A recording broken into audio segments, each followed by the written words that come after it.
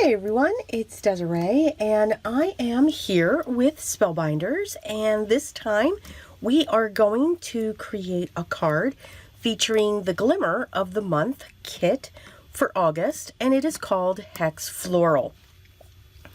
Now this has some beautiful plates that give you some beautiful floral images.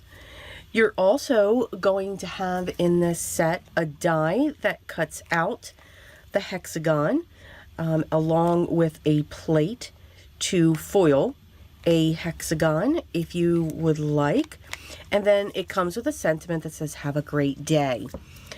Your shade of foil for the month is bright pink, and it's a really pretty pink color. It's not too pale, but it's not too dark either. Yeah, that's what it is. So you always get your card within your kit, and then of course you get some inspiration. And what is great, this does go really well with the large die. You can also match this up with the Amazing Paper Grace set. So that's something that they're doing. Their kits are interchangeable, which is really awesome. So what I'm going to do is I'm going to create some muted watercolor looking backgrounds. Not going to do ink smushing. I know you're all thinking that, but I'm actually going to use this, and by using glass we'll get a more watercolor look, and then we are going to foil right over that. So let's get started and I'll be right back. Alright, so you see three colors here. I'm going to be using my oxides and we're going to create our backgrounds. So I'm going to do a form of ink smushing. Now usually when I do my ink smushing I go down and I come straight up so that I get those speckles and everything else. Now since I'm working on my glass mat, and when I add water, the ink, the pigment dye ink is not beating up the oxides. So it's very like a watercolor, it's liquidy. And plus when I'm pushing it down into the ink, I'm actually turning the Bristol cardstock as well. So I'm going to get more of a watercolor effect, which is what I'm really going for these. I didn't want that typical ink smushing. I wanted this wave of color going on behind the images, and since the foil was this beautiful bright pink, I chose worn lipstick and the dried marigold. Now you saw bundled sage. I didn't use that. Two reasons. One, I didn't want to put that green in there. I knew what I was going to do, and then I forgot to do it. So yeah, it's how we change. So in this set, you get two of the floral plates. So the first one, I'm going to show you what they look like being put together. So I'm going to place them on one of my panels, and we are going to make, I'll be at the end of the video, I'll show you all three cards and what they look like.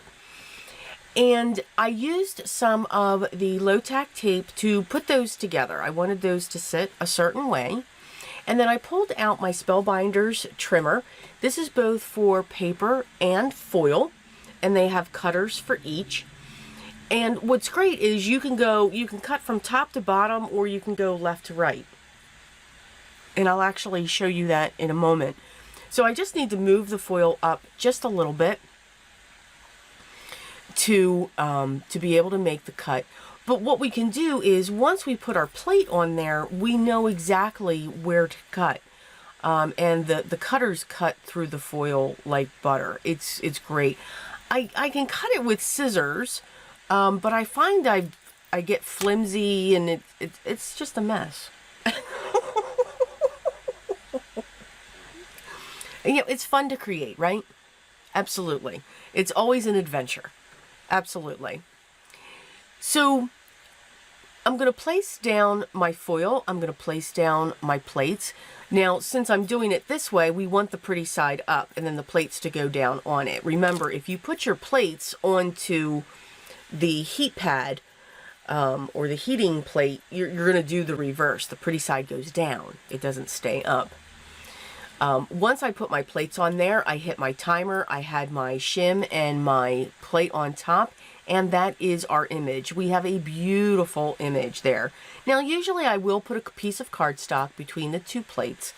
And to see more details on the foil, the basic setup and how to work with it, there will be a couple videos linked down below so that you can see that.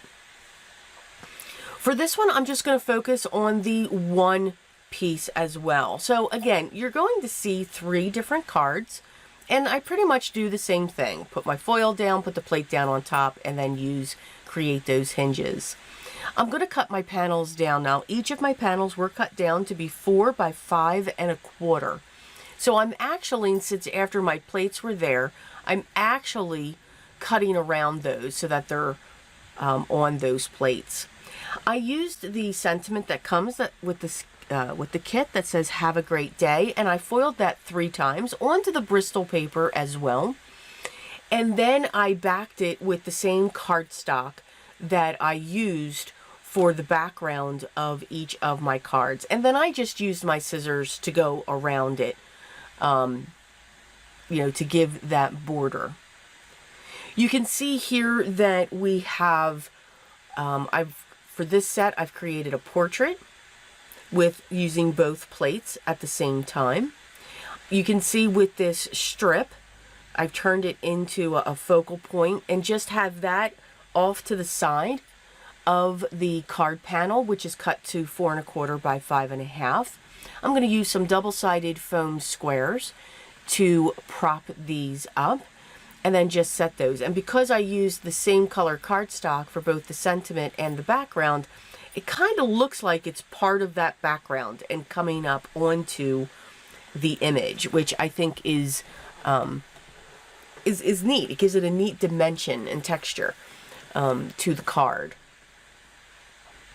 And again, now you could add color pencils to these. You could add more of the distress oxides by watercoloring with them.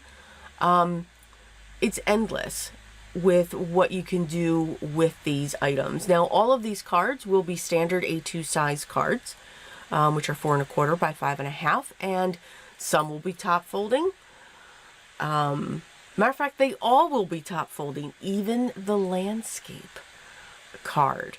Matter of fact, I don't think I did create that landscape card. Oh my goodness. No, they're all portrait. One of them was supposed to be a landscape card. That's funny. Oh, I'm too silly. I do apologize. This video seems to be out of whack. There were a couple segments. I'm not quite sure what I did, but I did lose some of my footage in this video, so I do apologize.